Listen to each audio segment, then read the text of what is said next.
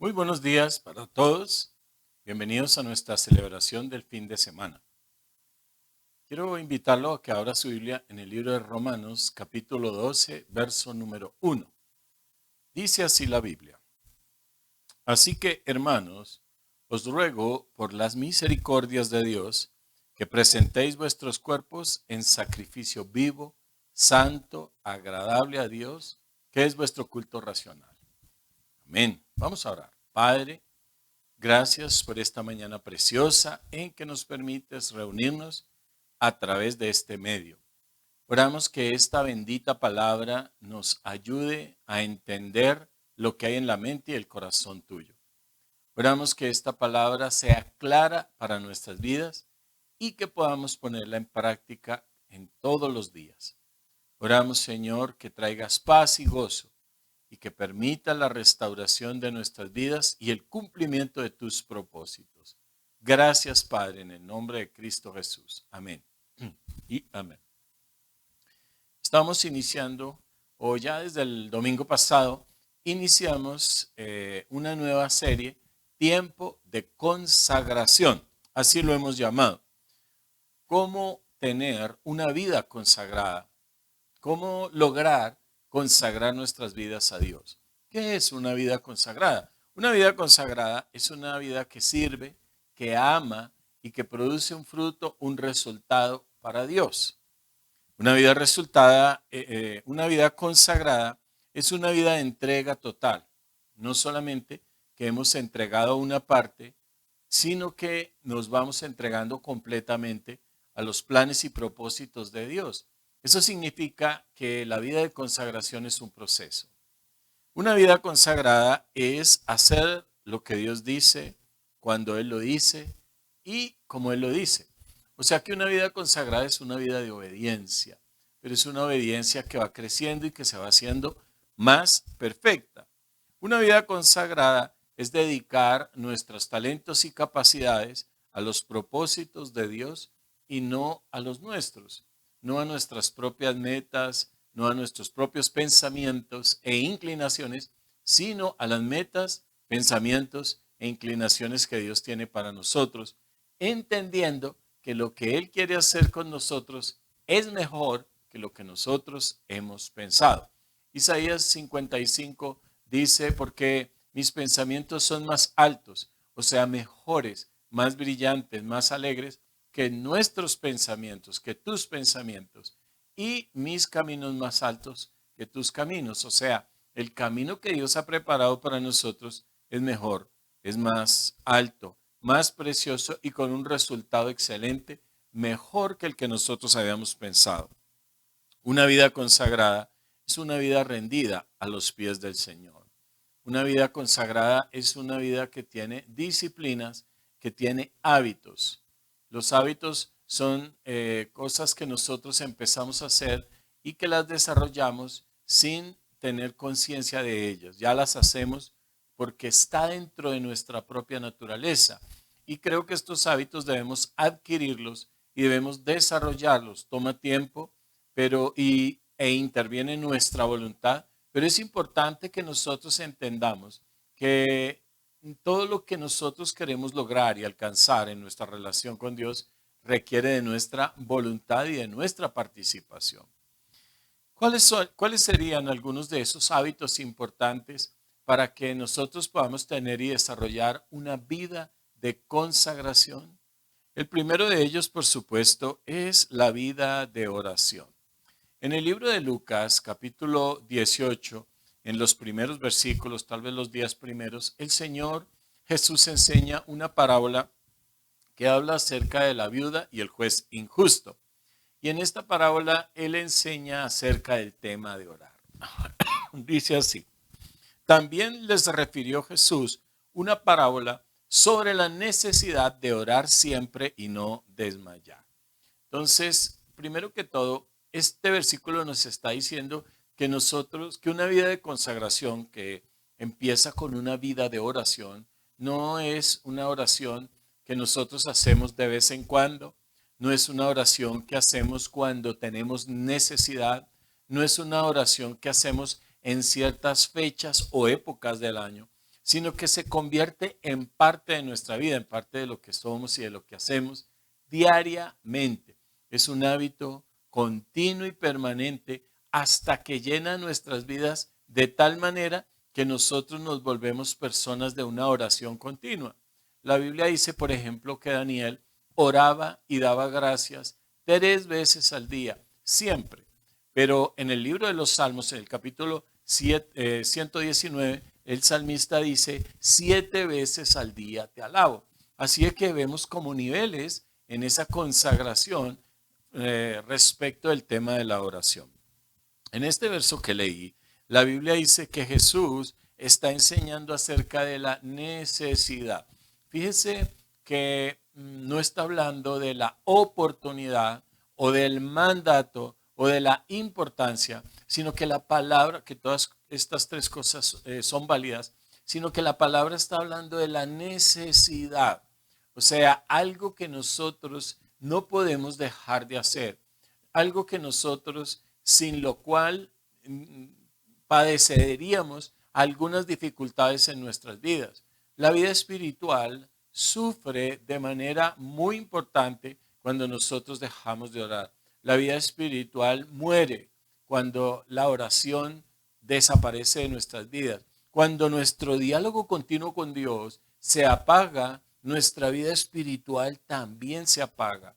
La necesidad de orar siempre y no desmayar, de orar continuamente, permanentemente, a diario, presentar todas nuestras necesidades y nuestras peticiones a cada momento delante de Dios. Ahora, una cosa es la oración diaria, que es lo que llamamos el devocional. A eso me refiero con la oración diaria de todos los días, pero también empezamos a tener una relación con Dios cuando salimos. Señor, guárdame en estas diligencias que voy a hacer, en el trabajo. Empezamos a tener una vida de oración cuando todas las cosas las colocamos en las manos de Dios, entendiendo que ese es el camino y que nuestra oración prepara un camino que nosotros vamos a recorrer. El verso número 7 de ese versículo dice, ¿acaso Dios no hará justicia a sus escogidos que claman a Él día y noche? Fíjense que este versículo menciona 4 cosas importantes acerca de lo que Jesús quiere transmitir a sus discípulos y a la iglesia respecto del tema de la oración. Dice, Dios no hará justicia. O sea que cuando nosotros oramos, Dios trae su bondad, su justicia y su misericordia a nuestras vidas. Ese es uno de los resultados de la oración. No hará justicia a sus escogidos. ¿Quién espera a Dios que ore? Quiero decirle que hay religiones en el mundo que tienen una disciplina impresionante en el tema de la oración, que oran 3 y 4 veces al día en donde quiera que se encuentren, en cualquier parte de la ciudad o incluso del mundo, en ciertos horarios se arrodillan, hacen unas oraciones y tienen una disciplina enorme frente a este tema de la oración. Pero aquí la Biblia, Jesús está hablando es de la oración de sus escogidos, o sea, de usted y de mí, de su iglesia. Esa es la oración que tiene poder. O sea, la oración de la cual estamos hablando es la que hacen personas que han sido lavadas, regeneradas por la sangre del Cordero, cuyo Señor y Dios es Jesús. Sigue diciendo a sus escogidos que claman a Él. O sea, no solamente que hacen oraciones tibias, sino que sus oraciones son fogosas, ardientes, apasionadas, decididas, dedicadas. Día y noche, aquí nuevamente nos está hablando acerca de la necesidad de estar continuamente en oración. ¿Cómo nosotros oraremos día y noche? ¿Cómo oraremos cuando estamos despiertos y cuando estamos dormidos? Bueno, creo que ya esa respuesta la tiene el Espíritu Santo, pero eso significa que podríamos orar, que podríamos tener una vida de relación con Dios, aun cuando nuestro cuerpo descansa, nuestro espíritu sigue en conexión con Él. Pero eso solamente lo logra el Espíritu Santo. ¿Cómo está tu oración hoy? Siempre que hablo con una persona en consejería, esta es la pregunta que le hago. ¿Cómo está tu oración? ¿Cómo está tu vida de oración? Una vida consagrada es una vida que empieza con el hábito de la oración. Lo segundo, por supuesto, en el tema de la consagración es meditar en la palabra. Para meditar en la palabra escogí dos pasajes, el Salmo capítulo 1 y uno de los versículos más conocidos de la Biblia, Josué 1:8. Salmo 1:1 dice, bienaventurado el varón que no anduvo en consejo de malos, ni estuvo en camino de pecadores, ni en silla de escarnecedores se ha sentado, sino que en la ley del Señor está su delicia. Fíjese bien lo que dice. Y en su ley medita de día y de noche. Este segundo punto es meditar en la palabra. Será como árbol plantado junto a corrientes de agua. Entonces estas son las consecuencias de, entre otras cosas, meditar en la palabra.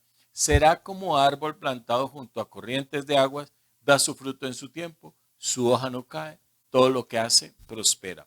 Yo diría que estas cosas son las que buscamos alcanzar todos, en todas las áreas de nuestras vidas. Pero uno de los ingredientes que pone el Salmo 1 para que nosotros estemos plantados junto a corrientes de agua, demos nuestro fruto a su tiempo, que nuestra hoja no caiga y que todo lo que hacemos prospere, uno de los requisitos es meditar en la palabra. Quiero leerle algo que encontré acerca de meditar. Meditar es pensar y considerar un asunto con atención y detenimiento para estudiarlo, comprenderlo bien, formarse una opinión sobre ello y tomar una decisión. Fíjense que meditar no es solamente mirar un versículo, leerlo y tal vez incluso aprenderlo. No, sino que es estudiarlo, comprenderlo bien, formarse una opinión y tomar una decisión sobre lo que hemos leído. Meditar en la palabra es leerla, pensar en lo que dice, examinarnos a la luz de ella, rendirnos a lo que ella enseña y vernos en el espejo de Dios. Meditar no es solamente leer, ese sería como el primer paso, pero ya meditar es como tenerla en nuestra mente. Se me ocurre un ejemplo pensando en lo que hacen las vacas cuando ellas comen. Tal vez usted lo ha notado o lo sabía, pero ellas comen y mascan un poco el pasto, la hierba, y lo pasan, creo que a uno de sus 4 estómagos, y nuevamente la regurgitan, vuelve a su boca y la siguen mascando. Aunque el ejemplo pueda ser un poco desagradable, quiero decirle que eso es lo que hacen. O sea, no solamente leen, como decir, tragan la palabra, sino que la devuelven y siguen mascándola allí, siguen ocupados con ella. Este proceso, por supuesto, no sería físico, sino en nuestra mente, pero de eso se trata, de profundizar, de estar todos los días. Tal vez usted puede escoger un versículo para pensar en él, para meditarlo. Bueno, ¿qué significa? Con mayor razón si no lo entiende. Bueno, pero ¿qué significa que el Señor es mi pastor y nada me falta?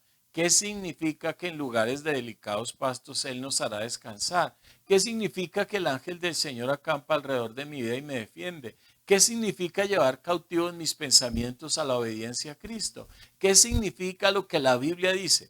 Es estar pensando, analizando, porque nuestra mente siempre está ocupada, pero lo que aquí nos enseña la Escritura es a mantener la mente ocupada con la palabra de Dios. Sin meditación de la palabra, no hay consagración.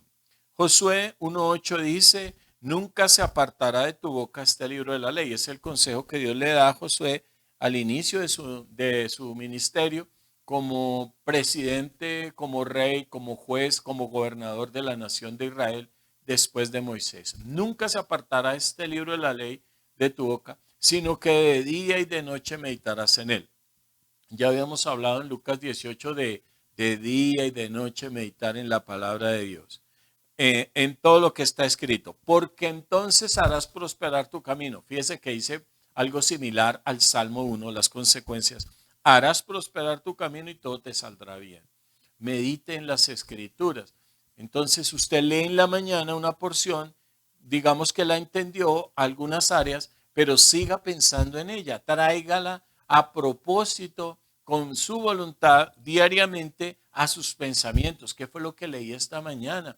Leí una parábola, un milagro. ¿Qué significa ese milagro? ¿Qué significa las palabras de Jesús? ¿Qué significa lo que un profeta le dijo a la nación de Israel? Traiga nuevamente lo que ha leído esa mañana a sus pensamientos, tráigalo a su mente y medite acerca del significado. Si no lo entendió, como ya lo mencioné, cuánto mejor que pueda meditar en ello. Entonces, llene su mente de la palabra de Dios. Siempre estamos pensando en algo. Generalmente las personas que no conocen al Señor están pensando en sus problemas, en sus necesidades, en la situación que vive el mundo, en las cosas del mundo. No significa que nosotros no podamos pensar en otras cosas. Significa que ocupemos la mayor parte del tiempo en meditar en la palabra. Tercera característica de una vida consagrada a Dios. Tal vez alguno se hizo la pregunta, bueno, pero ¿cómo me hago una persona más consagrada? Ya dije dos cosas. A través de una vida de oración, a través de meditar en la palabra y la tercera, a través de depender del Espíritu Santo. En el libro de los Hechos, en el capítulo 13, en realidad en todo el libro de los Hechos, el Espíritu Santo aparece como un personaje central de todo lo que está decidiendo, haciendo, obrando, actuando la iglesia. De hecho, algunas personas dicen que ese libro no debería llamarse Hechos de los Apóstoles, sino Hechos del Espíritu Santo. Aquí en el capítulo 13, verso 1, dice lo siguiente. Había entonces en la iglesia que estaba en Antioquía profetas y maestros. Bernabé, Simón, el que se llamaba Níger, Lucio de Cirene, Manaén, el que se había criado junto con Herodes el tetrarca, y Saulo. Ministrando estos al Señor y ayunando, dijo el Espíritu Santo, apartadme a Bernabé y a Saulo para la obra que los he llamado. Entonces fíjese aquí, en el capítulo 13, el Espíritu Santo, su nombre y su obra, en diversos aspectos, aparece en 4 oportunidades. 4 veces nos dice este solo capítulo el obrar y las consecuencias del obrar del Espíritu Santo. Aquí hay un grupo de hombres de ministerio reunidos, o tal vez no reunidos, porque esto pudo pasar en el espacio de una semana, pero ellos se han unido a orar y a ayunar y el Espíritu Santo trae una respuesta. Quien toma las decisiones en nuestras vidas, cuando nosotros dependemos de Él, es el Espíritu Santo. Esto es depender del Espíritu Santo. Depender del Espíritu Santo es poner una necesidad delante de Él en oración y esperar hasta que Él responda. Eso es depender de Él. Es no hacer, no movernos, no dar un paso, no seguir hacia adelante, no ir hacia atrás, hasta que Él no nos dé una respuesta, lo cual a veces puede tardar un tiempo. Entonces allí está probada la fe, la paciencia, etc. Aquí dice que el Espíritu Santo está comisionando y enviando a 2 hombres a la obra, a Saulo y a Bernabé. El verso 4 sigue diciendo, ellos entonces, enviados por el Espíritu Santo, descendieron a Seleucia y de allí navegaron a Chipre. Una vida dependiente del Espíritu Santo es una vida de obediencia. Entonces Bernabé y Saulo, cuando escuchan de parte de estos 4 hombres cómo el Espíritu Santo les ha hablado que ellos deben salir, ellos obedecen. Depender del Espíritu Santo es tener un corazón obediente. Sigue diciendo el verso 4, el verso 9. Entonces Saulo, que también es Pablo, lleno del Espíritu Santo, fijando en él los ojos, le dijo. Entonces aquí ya está Pablo en el lugar a donde ha sido enviado por el Espíritu Santo, a donde él y Bernabé obedecieron ir y ahora están moviéndose en los dones de discernimiento de espíritus del Espíritu Santo. Depender del Espíritu Santo es moverse en los dones, es esperar. Usted no tiene que hacer ningún esfuerzo para eso, porque eso es algo que Él hace. Solamente la disposición y el deseo y la oración continua, Espíritu Santo, guíame, es lo que hace que Él pueda fluir en su vida. Y es lo que hace que nosotros dependamos de Él, dependamos de su guianza, de su dirección, de sus palabras. Al final del capítulo 13, en el verso 52 dice, los discípulos estaban llenos de gozo y del Espíritu Santo.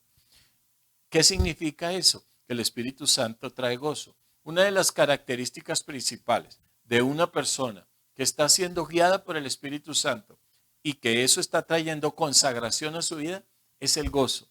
Es que no se deja afectar por las circunstancias externas. Es que está manteniendo buena relación con las personas. No solamente que está sonriendo, pero su corazón está lleno de gozo y de paz. ¿Cómo está hoy nuestra relación y dependencia con el Espíritu Santo? La dependencia, por supuesto, viene de una relación estrecha con Él, de orar. Y quiero dejarle un consejo que nos dio en la convención de enero el profeta Bill Hammond. Ore en lenguas. Si usted ha recibido el bautismo en el Espíritu Santo con la evidencia de hablar en lenguas, use ese don. Si no tiene y si no sabe de qué estoy hablando, lea el libro de los Hechos, capítulos 1 y 2, y vea cómo en el Pentecostés, cuando fue el derramamiento del Espíritu Santo sobre la iglesia, una de las características visibles fue que ellos empezaron a hablar en nuevas lenguas. Tercero, características de una vida consagrada a Dios, dependencia del Espíritu Santo. Cuarto, fe en Dios. 2 Corintios 5:6 dice, así que vivimos confiados siempre, sabiendo que entre tanto que estamos en el cuerpo, estamos ausentes del Señor, porque por fe andamos, no por vista.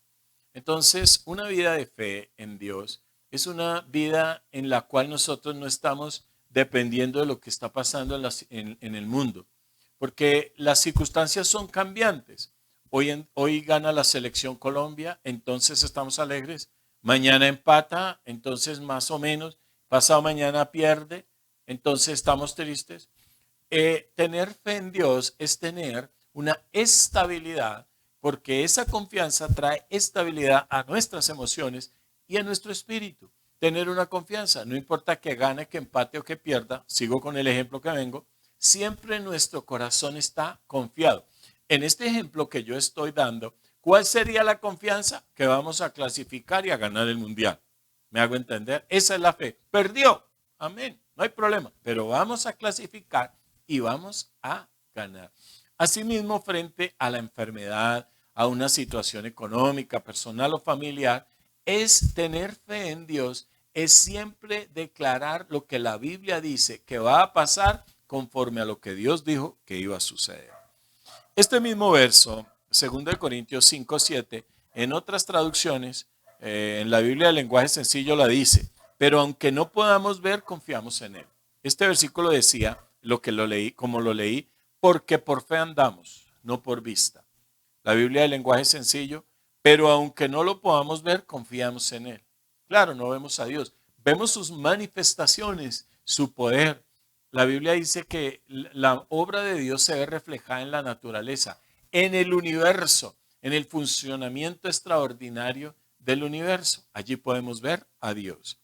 La traducción Castilian lo dice, pues por fe caminamos, no por la realidad que vemos. ¿Qué significa esto? Que para el Hijo de Dios hay dos realidades, la realidad que ve con sus ojos y la realidad que ve con los ojos de Dios. Una vida de fe es vivir en la realidad que vemos con los ojos de Dios, no con los ojos de la carne, no con la realidad que todo el mundo está viendo, las noticias, las situaciones. Colombia es una nación de bendición. Estas situaciones que estamos atravesando son para mejorar. Esta enfermedad que está viviendo nuestra nación no es para muerte, sino es para vida y para que se manifieste el poder de Dios. Este es el tiempo de preparación para las mejores cosas y tiempos que Dios quiere traer a nuestra nación. Estamos viendo con los ojos de Dios, no estamos viendo lo que las imágenes que muestran los noticieros, las redes, lo que vemos en nuestra sociedad, sino viendo con los ojos de Dios.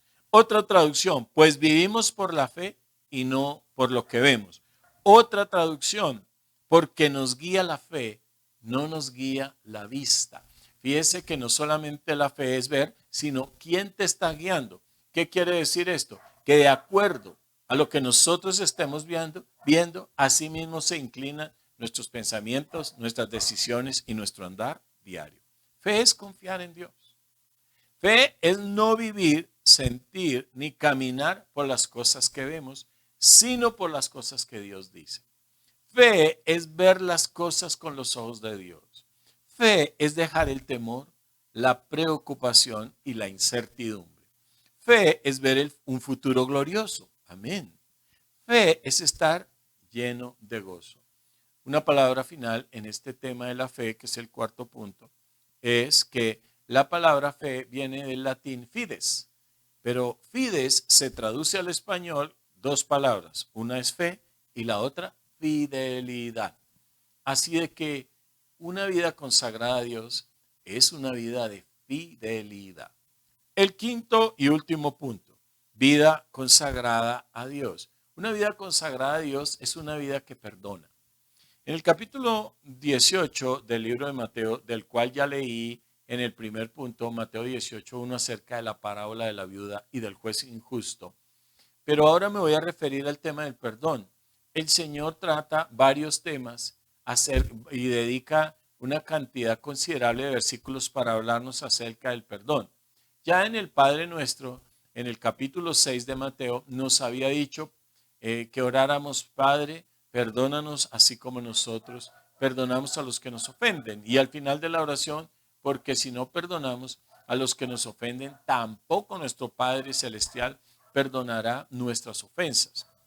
Aquí en Lucas, en el capítulo 10, perdón, en Mateo capítulo 18, verso 15 dice así: Por tanto, si tu hermano peca contra ti, ve y repréndele. Ahora, esta palabra repréndele no significa estrújale, insúltale, golpéale, no. Significa en el original: ve y hazle saber que él te ofendió. Porque a veces las personas hacen o dicen cosas de manera descuidada, sin pensar, y nos ofenden. Eso suele suceder mucho en la vida familiar. Cuando un padre dice: este es mi hijo más inteligente, y hay otros tres ahí que están escuchando, pues halagó a uno, pero hay tres que quedaron heridos, porque al compararlos puso uno arriba y a los otros tres abajo. Entonces, cuando la Biblia dice repréndele, es hazle saber: me heriste.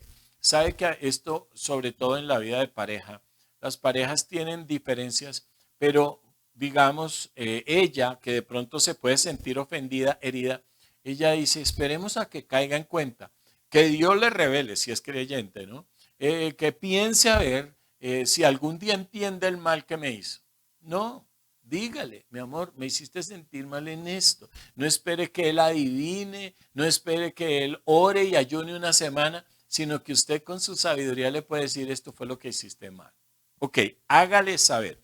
Estando tú y él solos, estamos hablando del perdón. ¿Qué significa que Jesús dice a través de Mateo, que nosotros le llamemos, le digamos qué fue lo que nos hizo solos? Significa: no lo publique. Yo veo, por ejemplo, en las redes que la gente publica lo que le pasó y el último que se entera fue la persona interesada. No lo publique, no se lo diga a todo el mundo, porque a veces utilizamos ese medio, se lo decimos a fulano para que ese fulano se lo diga al esposo, al novio, al hermano, al hijo, al vecino, al compañero. No, la Biblia dice que la forma de lograr un perdón genuino es yendo a la persona, acercándonos a él y diciéndole las cosas a él. Ese es el proceder cristiano. No lo publique. Si te oyere, has ganado a tu hermano. El verso 16 dice: pero si no te oyere, toma aún contigo a uno o dos, para que en boca de dos o tres testigos conste toda palabra. No para regar un chisme. Se supone que uno escoge dos o tres personas maduras espiritualmente, maduras en Cristo, para que ellos le ayuden a uno a resolver el problema. Vea, está pasando esto. Por favor, ayúdenos, medien entre nosotros para que podamos solucionar y venga el perdón. Jesús habla acerca de las consecuencias de esta forma de solucionar y de perdonar. Dice el verso 18: de cierto os digo que todo lo que atéis en la tierra será atado en el cielo, y todo lo que desatéis en la tierra será desatado en el cielo. ¿Qué significa eso? Significa, ahora, Jesús está hablando esto en el marco del perdón entre los hermanos. Y él dice que después de que nosotros hemos arreglado hemos perdonado, descargado nuestro corazón, entonces podemos usar la autoridad para atar y desatar. No solamente debemos leer el verso 18 y decir la Biblia dice que tenemos autoridad para atar en la tierra y ser atado en los cielos y viceversa, sino que esta autoridad viene como consecuencia de habernos arreglado, de haber perdonado, desatado perdón, lo cual significa que sin perdón se pierde autoridad. Verso 19, otra consecuencia. Otra vez os digo que si dos de vosotros os pusiereis de acuerdo en la tierra acerca de cualquiera cosa que pidieren, les será hecho por mi Padre que está en los cielos. Entonces, ¿qué significa? Significa que si dos personas o más se ponen de acuerdo, no significa esto que se reparten una hoja con las peticiones, ¿ya están de acuerdo cuáles son las peticiones? Sí. No, no se refiere a eso. Ponerse de acuerdo significa haberse perdonado, limar las asperezas, quitar las barreras que el pecado había puesto entre los hermanos. Eso es ponerse de acuerdo. Y cuando un grupo de varias personas han arreglado sus asuntos, se han perdonado, lo han hecho de acuerdo al modelo establecido por Dios, le han dicho a la persona, no lo publicaron y lograron sanar una herida, sanar una relación, entonces ellos se ponen de acuerdo, se unen y lo que pidan, Dios lo va a hacer de acuerdo a su voluntad y su propósito. Tercera consecuencia, verso 20. Porque donde estás dos o tres congregados a mi nombre, allí estoy yo delante de ellos. ¿A qué se refiere? Que donde están dos o tres congregados, pero que han sanado su corazón a través del perdón, porque estas tres cosas son consecuencias de lo que ya mencionó en los versos anteriores acerca del perdón. Entonces, ¿dónde está Jesús? Jesús, por lógica, nosotros podemos decir que donde hay conflictos, divisiones, disensiones, peleas, no está su presencia plena con el ánimo de dirigir y bendecir a su iglesia, aunque Él está en todas partes, sino que es necesario que los congregados se hayan arreglado y hayan desatado perdón sobre las vidas de otras personas. Pedro se acerca y le dice a Jesús en el verso 21, ¿hasta cuántas veces perdonaré a mi hermano? ¿Hasta 7? No, hasta 70 veces 7. Fíjese cuántas veces piensa Dios que nos perdonará a nosotros y quiere que nosotros como sus hijos perdonemos. En el verso 23, el Señor enseña una parábola, por lo cual el reino de los cielos es semejante a un rey que quiso hacer cuentas con sus siervos. Y comenzando a hacer cuentas, le fue presentado uno que le debía 10,000 talentos. Más adelante, a ese hombre, otro hombre le debe 100 denarios. Ahora le voy a hacer la comparación. Un talento equivale a 6,000 denarios. ¿Me hago entender?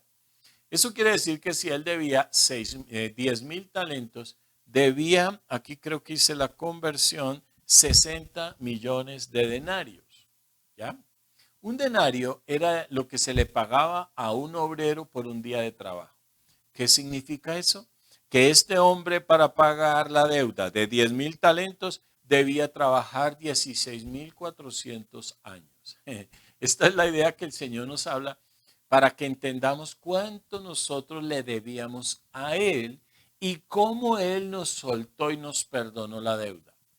Más adelante usted recuerda que la Biblia dice, saliendo aquel siervo halló a uno de sus consiervos en el verso 28 de Mateo 18, que le debía 100 denarios. Y haciendo de él, o sea, lo agarró de la ropa o de los brazos, haciendo de él le ahogaba diciendo, lo agarraba del cuello porque dice que lo ahogaba, págame lo que me debes, lo que nos deben las personas. A veces uno dice, esto yo no lo puedo perdonar. Es como decir, estas monedas que tú me debes, no te voy a perdonar esta deuda, aunque Dios me perdonó 16,400 años de trabajo que yo debería hacer para pagarle su deuda. Pero no te voy a perdonar 100 días de trabajo. Dios me perdonó 16,400 años de vida. Imposible. Pero el Dios del perdón extiende su gracia más allá de los límites de nuestra comprensión. Pero Él espera que hagamos lo mismo, Perdone a las personas que están a su lado. Es que me hizo algo terrible, pero son 100 denarios. Para Dios, la cosa más terrible que un hombre le hace a otro vale 100 denarios. Y lo que nosotros le hicimos a él vale 16.400 años de trabajo. Vale 60 millones de denarios. Perdone, es muy pequeño lo que nos han hecho comparado con lo que nosotros le hicimos a Dios. Cuando alguien le haga algo, piensa en esto y diga, esto que esta persona me ha hecho es feo, me hace sentir mal, es terrible, pero comparado con lo que yo le hice a Dios, no es nada. Perdone, perdone a las personas lo que nos deben. Al final, dice en el verso 33, ¿no debías tú también tener misericordia de tu consiervo, como yo tuve misericordia de ti? Quien ha recibido misericordia, de misericordia. Eso es lo que la Biblia dice. De gracia habéis recibido, dad de gracia. ¿Qué es la gracia? Algo que no merecíamos. Algo que Dios nos dio como un regalo. Lo que tú recibiste como un regalo, déselo a las personas. ¿Recibiste amor? De amor. ¿Recibiste perdón? De perdón. ¿Recibiste restauración? Restaure. Dele a las personas lo que hemos recibido de Dios. Vida consagrada es una vida que perdona. Vamos a orar y darle gracias al Señor. Padre, en el nombre de Jesús, damos gracias por esta palabra que nos traes, enseñándonos acerca de la vida de consagración. Por favor, ayúdenos a tener una vida disciplinada de oración. Adquirir estos hábitos. Tal vez algunos de nosotros hemos dejado de orar, hemos dejado de meditar en la palabra o tal vez nunca lo hemos hecho. Enséñanos a orar, enséñanos a meditar en la palabra. Ayúdanos, Señor, a crecer en la vida de fe, que no estemos viviendo por las circunstancias, lo que ven nuestros ojos, los noticieros, lo que oímos, sino que nosotros vivamos por lo que ven tus ojos, una vida de fe, que aprendamos a depender del Espíritu Santo en nuestro andar diario, en nuestras decisiones, en las cosas que hacemos, que compramos, que vendemos. Señor, guíanos en todo. Queremos ser guiados. Tu palabra dice que los que son hijos de Dios son los que son guiados por el Espíritu Santo. Y Señor, dame un corazón perdonado. Tal vez yo estoy reteniendo los 100 denarios que me debe una persona, un familiar, un hijo, un padre, un hermano, un esposo, una esposa, un amigo, un compañero. Estoy reteniéndole esa deuda hasta que Él me la pague. Lo he estado ahogando a Él con esa deuda.